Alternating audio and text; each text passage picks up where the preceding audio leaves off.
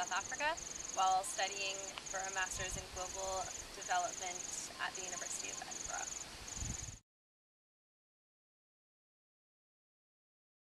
The following video will detail how St Lucia, a small town in South Africa of about 600 people, just 200 kilometers south of the Mozambique border, will be affected by climate change, and how the Ecology World Heritage Site is going to falter because of the effects of climate change, and how it's going to affect the small town who is so reliant on the tourism industry.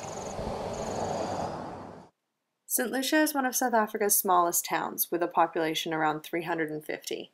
However, because of its prime location on the east coast of South Africa in the warmest area of the country, it is an extremely popular tourist destination for South African and international visitors alike.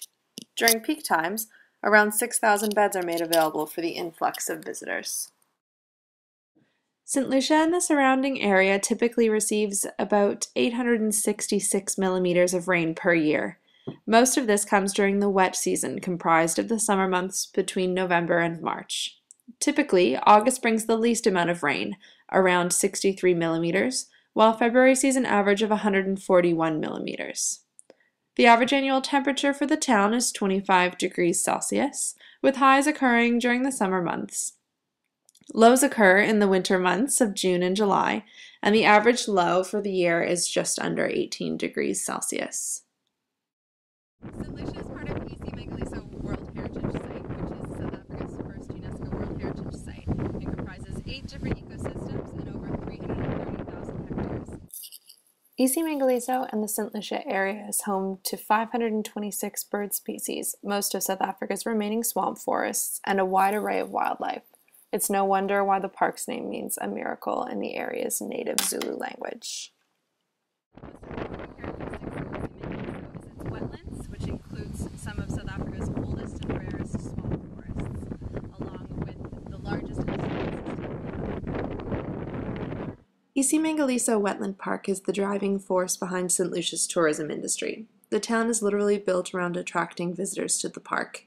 The streets are lined with countless inns and self-catering accommodation, and the main street is filled with restaurants, curio shops, and tour operators.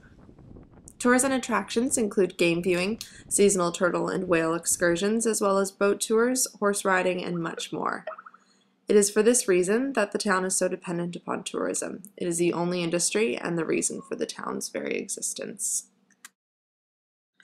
St Lucia's dependence upon the tourism industry makes it extremely vulnerable to the effects of climate change, which will be devastating for the small coastal town. According to the current projections of climate change over the next few years, indicated by the Intergovernmental Panel on Climate Change, the park will likely be altered dramatically if current trends continue. Two of the most devastating impacts on the town of St Lucia will be temperature change and sea level rise. Firstly, if the historic rise in global temperatures continues, the IPCC projects that 30% of species are at risk of extinction, and that's just with a 1 to 4 degrees Celsius change in global temperatures. Over and above this rise, we will see a significant extinction pattern in global species. As a result of the extreme biodiversity of the 8 ecosystems of ecology, this pattern could have a devastating effect on the park, not only in terms of the tourism garnered by the diversity of the area, but in terms of ecosystem instability within the estuary and surrounding park.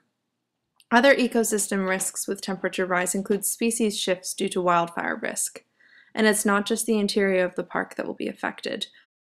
Coastal risks are a whole other worry for ecology Wetland Park and the town of St Lucia. The IPCC states with very high confidence that by the 2080s, the populated areas of the deltas and small islands in Africa are especially vulnerable to flooding and coastal erosion due to sea level rise. Increased damage from floods and storms as well as coastal flooding would precede a 3-degree temperature rise. This means that there will be a 30% loss of global coastal wetlands, which could very likely include the area of Africa's largest estuary. A recent study by André Theron and Marius Rousseau out of Stellenbosch, South Africa, stated that after sea level analysis was done in Durban, just 200 kilometers south of St Lucia, it was confirmed that the local rate of sea level rise falls within the range of global sea rise trends. The article named Northern False Bay within East-Mangaliso and the developed areas of KwaZulu-Natal coastline as two of the most vulnerable areas in the country to flooding and the negative effects of sea level rise. According to this report, South Africa will lose 11% of its wetlands by the year 2100, which makes the country the fifth most vulnerable nation in terms of wetland loss. The IPCC claims the cost of adaptation to sea level rise will amount to 5 to 10% of the country's gross domestic product. However, Africa's situation is exacerbated because of its low adaptive capacity. All of this spells disaster for the town of St Lucia if measures, however expensive, aren't put in place. The survival of the small coastal town is dependent upon the health of the wetland park, which must maintain its healthy biodiversity and eight ecosystems in order to maintain its UNESCO World Heritage Site status. Without these things, tourism would surely crumble, along with St. Lucia itself.